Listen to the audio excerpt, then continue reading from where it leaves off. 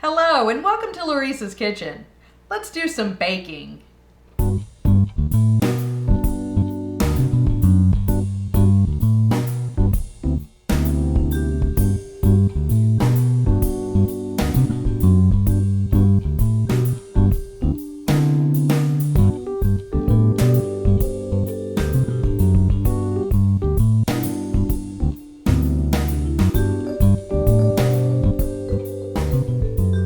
Today, I'm making a semi-homemade Danish recipe.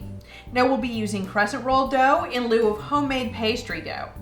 This whole thing goes together in about 30 minutes, but there is a little bit of prep work. So let's see what we're gonna need. Our prep work amounts to having a pie filling ready, as well as a cream cheese filling ready if you're gonna use it. So let's start with our pie filling. I'm making an easy blueberry pie filling using a can of blueberries as well as these other few ingredients. This is going into a pan and simmering on the stovetop until it's nice and thick. Now this does need to be completely cool before we use it. For our cream cheese filling, we'll need 8 ounces of cream cheese that have come to room temperature. Now that can take a couple of hours depending on the temperature of your house. We're just adding in lemon extract, sugar, and a little bit of lemon zest. Then this is getting beaten until smooth.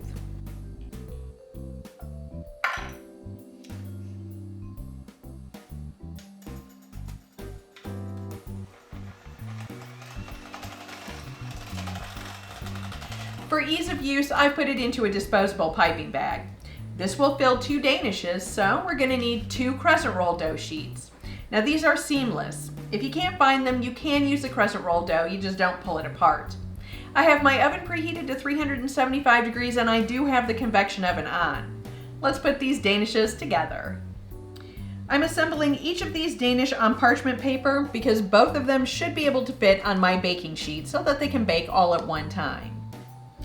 So first we start with the cream cheese, and this we're just going to put down the middle, and then I'm going to smooth this out.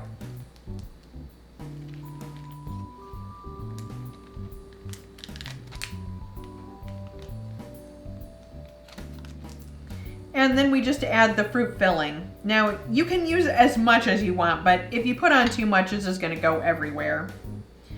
So we're probably using a little bit less than a cup.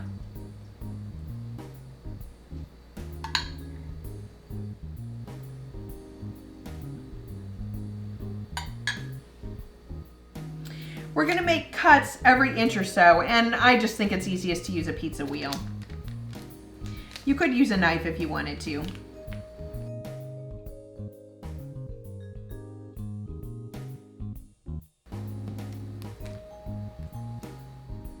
And then we're just going to fold these over. You can fold them over at an angle if you'd like, but you don't have to.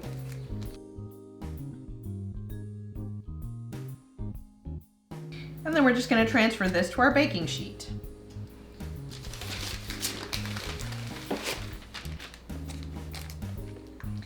This next one is an apple cinnamon crumble Danish, and I'm just using apple pie filling. I'm topping this with a brown sugar crumb mix, and I'll include the recipe for this in the description box below. I'm going to be nice and generous with this. Okay, and then we're just going to cut this and fold it just like we did with the other one.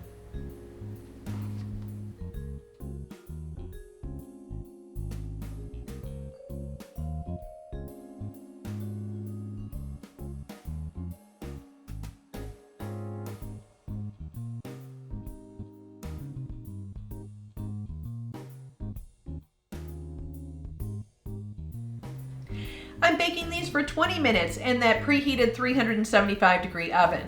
Now if you notice that they're starting to bake unevenly, you may need to rotate them after 10 minutes.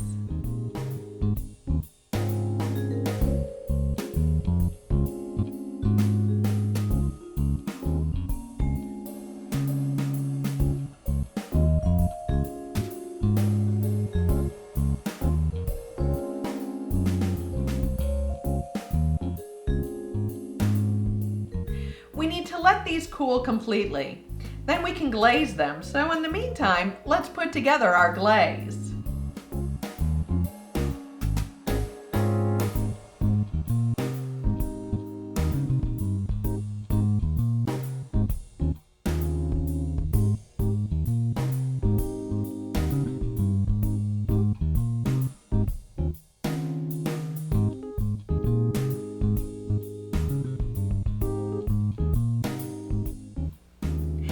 I showed you how to make the easy version. Next time, we're making this from scratch.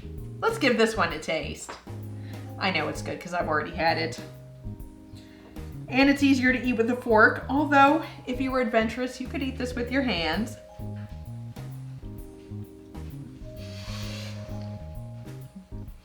So good.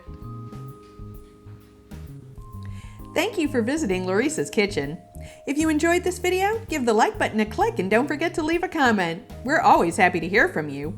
If you haven't already, subscribe to our channel and don't keep us a secret. Share our videos with your friends and family. You can follow us on Facebook for behind-the-scenes pics and videos, and on Twitter for upcoming videos and the random cat picture.